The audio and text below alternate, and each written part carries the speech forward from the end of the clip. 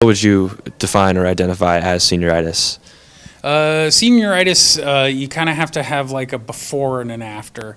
At the start of the senior year, especially in an advanced class, there's a lot of enthusiasm. Some students are anxious about, how hard's the class going to be, what grade am I going to earn in this class? And then later in the school year, missed deadlines, less engagement, less homework completion, those kinds of things. And I think to myself, wow, this is a lot different than the way that this student was studenting back in, say, October. We're on the hunt for some seniors right now.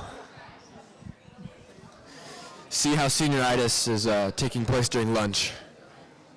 Hey, my friend, Eli, you're a senior, correct? Yes, I am, Preston Weller.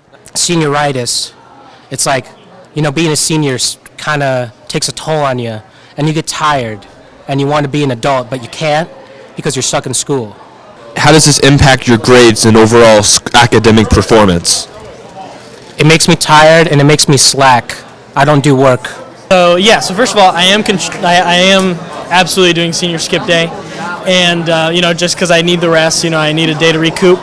And then also, I think it contributes to it, but I think what the disengagement that seniors have is inevitable anyways. And so because of that, I don't think this is creating that much harm or like starting an issue by having senior skip day. That's just sort of for many students, they've gotten into the school or they're solidified their plan or they know, some idea of what they're going to do next year. And that kind of informs how motivated they are to keep doing school. I'm also participating in senior skip day. I think it's also like a school tradition, kind of like, it is part of like high school, it's doing senior skip day. And I think that getting into college does kind of like decrease your overall motivation into like participating into school. I would remind them that, this is probably the last time you're going to be with these friends all together. And I don't want anyone to look back and be like, shoot, I wish I would have participated more. We're trying to do some fun things for the seniors, and if you guys are here, it's a lot easier to do it. I don't know. What do you think? I think it's like organization level and like overall motivation.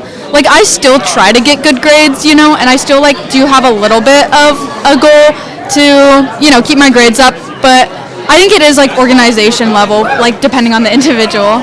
Like club involvement as well, or just like any other social involvement that might like entrench you into the school system or whatever, might kind of incentivize you to still participate, and still, go to school every day and give it your best.